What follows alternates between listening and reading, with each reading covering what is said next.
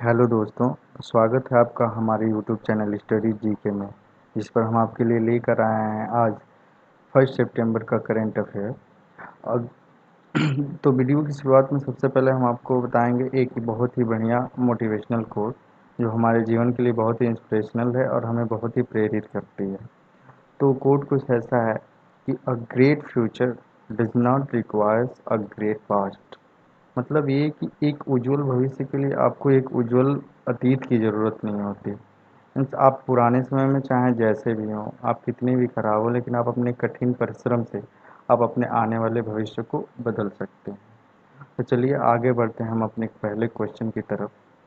तो हमारा पहला क्वेश्चन कुछ ऐसा है कि भारत में 1 सितंबर से 7 सितंबर को कौन सा सप्ताह मनाया जाता है?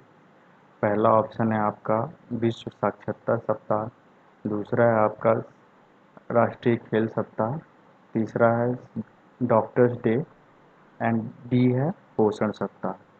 तो हम आपको बता दें, आपका ऑप्शन जो है डी सही है।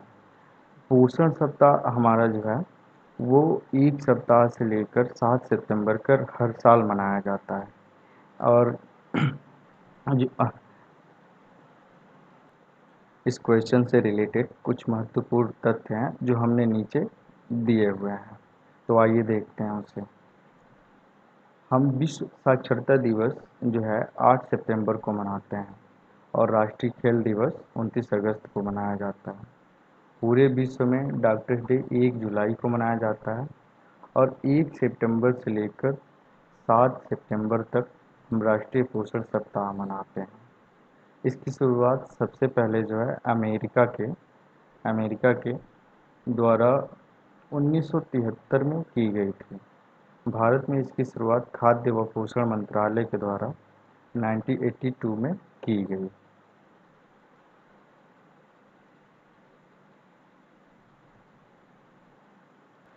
तो बात ये उठती है कि हम भारत में पोषण सप्ताह मनाते क्यों हैं। हम सभी जानते हैं कि हमारे भारत विविधताओं वाला देश है और यहाँ हर तरह के लोग पाए जाते हैं। कुछ लोग अमीर होते हैं, कुछ लोग गरीब होते हैं। तो कुछ लोग इसी में कुपोषण के शिकार होते हैं, कुछ लोग इसलिए भारत सरकार के द्वारा इन लोगों को जागरूक करने के लिए 1 सप्ताह से लेकर 7 सितंबर तक भारत में पोषण सप्ताह मनाया जाता है। तो चलिए आगे बढ़ते हैं हम नेक्स्ट क्वेश्चन की तरफ।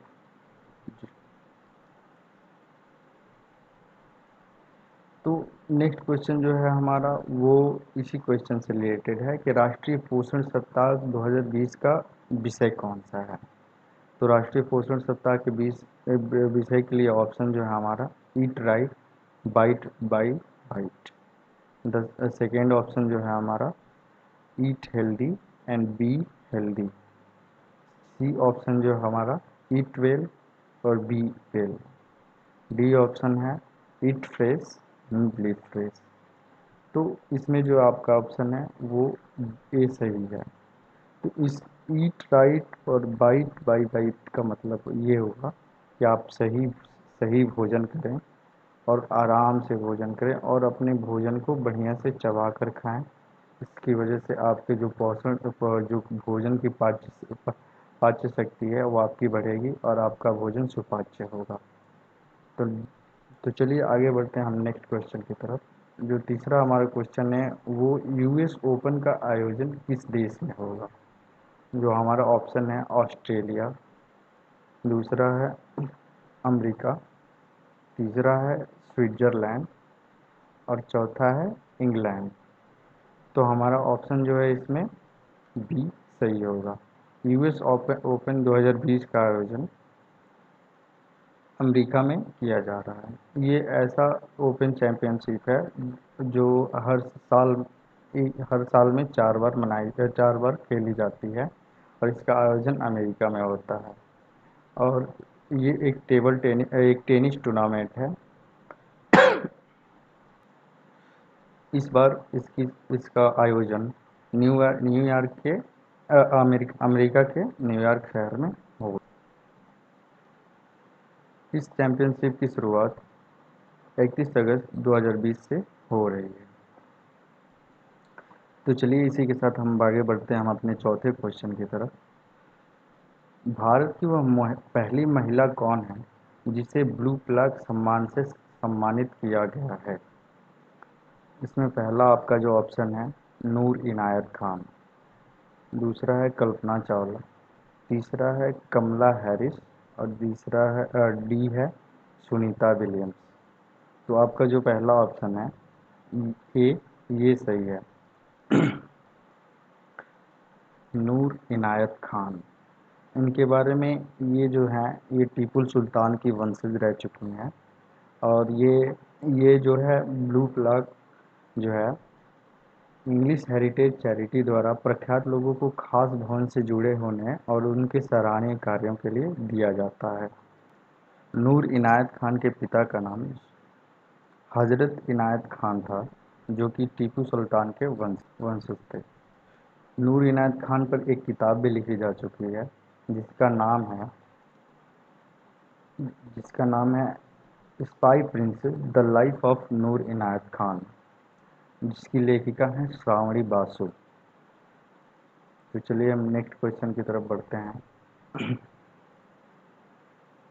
आपका ये पांचवा क्वेश्चन जो है मोनिका बत्रा किस खेल से संबंधित हैं? पहला ऑप्शन है क्रिकेट, दूसरा है हॉकी, सी तीसरा है टेबल टेनिस, डी कुश्ती। तो आपका जो ऑप्शन सी है टेबल टेनिस, ये सही है। मोनिका बत्रा को हाल ही में राजीव गांधी खेल रत्न पुरस्कार से नवाजा गया है और ये दिल्ली की रहने वाली हैं और ये टेबल टेनिस की प्लेयर है। इसमें हम आपको बताते हैं राजीव गांधी खेल रत्न पुरस्कार पाने वाले कुछ अन्य खिलाड़ियों के नाम। रोहित शर्मा जो हैं वो क्रिकेट से हैं, इन्हें अपने क्रिकेट में सराहनीय योगदान के लिए इन्हें ये सम्मान दिया गया है। मरियप्पन थंगावेलु जो पैरा एथलीट हैं, इनके अपने पैरा एथलीट में इनके सराहनीय योगदान के लिए इनको राजीव गांधी खेल रत्न पुरस्कार दिया गया है। और विनेश फोगाट, इनके बारे में आप सबने सुना होगा। इनके इनके परिवार पर ही दंगल मूवी बन चुकी है, तो इन्हें राजीव गांधी खेल रत्न पुरस्कार दिया गया है। तो चलिए आगे बढ़ते हैं हम अपने नेक्स्ट क्वेश्चन की तरफ कि सबसे कम उम्र के मैन बुकर अवार्ड के विजेता कौन है? हमारा जो ऑप्शन है पहला वो मरिके लुकास रिजनेवाल्ड, बी डेविड ग्रॉसमैन, सी ओल्गा तुकरजुक, डी जोखा अल हर्दी। तो हमारा जो पहला ऑप्शन है मरिके लुकास रिजनेवाल्ड, ये सही है। इसके कुछ महत्वपूर्ण तथ्य हम जान लेते हैं। जो मैन बुकर अवार्ड है यह पुरस्कार हर साल किसी भाषा के काल्पनिक कथा उपन्यास को दिया जाता है जिसका अनुवाद अंग्रेजी में हुआ हो और उसका प्रकाशन ब्रिटेन अथवा आयरलैंड में हुआ हो। इस पुरस्कार की इनाम राशि है 50,000 पाउंड। मारिके लुकास को ये अवार्ड उनकी book the discomfort of evening के लिए उन्हें ये पुरस्कार दिया गया है। ये पुरस्कार उनके और इस किताब के अनुवादक मिशेल हचिसन के बीच बराबर बांटा जाएगा। तो चलिए आगे बढ़ते हैं हम नेक्स्ट क्वेश्चन की तरफ। क्वेश्चन नंबर 7 है बीसीसीआई ने किस एजुकेशनल प्लेटफॉर्म को आईपीएल का ऑफिशियल पार्टनर बनाने की घोषणा की है? इसमें आपका ऑप्शन है बायजू, बी ऑप्शन है आपका अन अकेडमी, सी आपका है टॉपरो और डी आपका है टेक्स्ट बुक।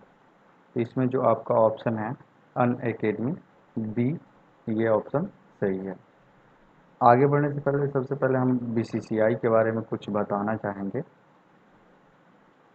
जो बीसीसीआई है इसका हेडक्वार्टर जो है आपका जो बीसीसीआई है इसका जो हेडक्वार्टर है वो मुंबई में है। और बीसीसीआई का full form board of cricket for control board of control for cricket in India.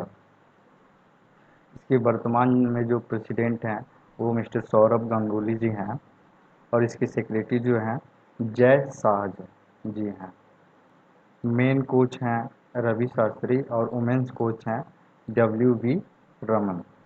इसकी फाइनेंशियल ईयर 2018-19 की जो इनकम है, कमाई है, ये लगभग 2000 करोड़ के करीब है। बीसीसीआई के मुख्य स्पॉन्सर है Byju's, Paytm, Nike, dream eleven, hyundai, Ambuja cement, star sport इत्यादि। हम बात करें अगर आईपीएल की, तो आईपीएल पहला आईपीएल जो है 2008 में खेला गया था। और इस समय जो आईपीएल का स्पॉन्सर है वो है ड्रीम इलेवन। ड्रीम इलेवन ने इस साल आईपीएल की स्पॉन्सरशिप ली है, उसका ये प्रायोजक है। और इससे पहले जो आईपीएल का जो स्पॉन्सर था वो था वीवो। तो चलिए इसके साथ हम नेक्स्ट क्वेश्चन पे पहुंचते हैं। हमारा अगला क्वेश्चन है, इनमें से किसे तीरंदाजी का द्रोणाचार्य लाइफ टाइम अवार्ड 2020 दिया गया है? पहला ऑप्शन है रोहित शर्मा, दूसरा है गौरव खन्ना, तीसरा है धर्मेंद्र तिवारी और डी है विनेश फोगाट। तो इसमें जो आपका ऑप्शन है सी, धर्मेंद्र तिवारी, ये आपका ऑप्शन सही है। धर्मेंद्र तिवारी जो है झारखंड से बिलोंग करते हैं। और जो अन्य इसमें ऑप्शन है जैसे कि रोहित शर्मा आप इनके बारे में जानते होंगे, ये क्रिकेट से बिलोंग करते हैं। और ये जो गौरव खन्ना है, ये गौरव खन्ना जो हैं वो पैरा बैडमिंटन खिलाड़ी हैं। इन्हें इस साल द्रोणाचार्य नियमित श्रेणी से पुरस्कार से नवाजा गया है। और जो ये विनेश फोगाट हैं, इनको ये कुश्ती से संबंध रखती हैं और इनको इनको इस साल राजीव गांधी खेल रत्न पुरस्कार से नवाजा गया है।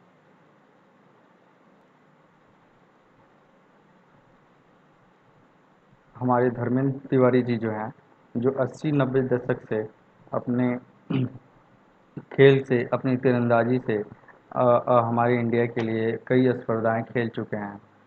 और इन्होंने 1994 में इन्हें तीरंदाजी का प्रशिक्षण देना शुरू किया। और इनके उत्कृष्ट कार्यों को देखते हुए हमारी सरकार ने इन्हें हमारी सरकार ने इन्हें द्रोणाचार्य लाइफ टाइम अवार्ड देने का फैसला किया।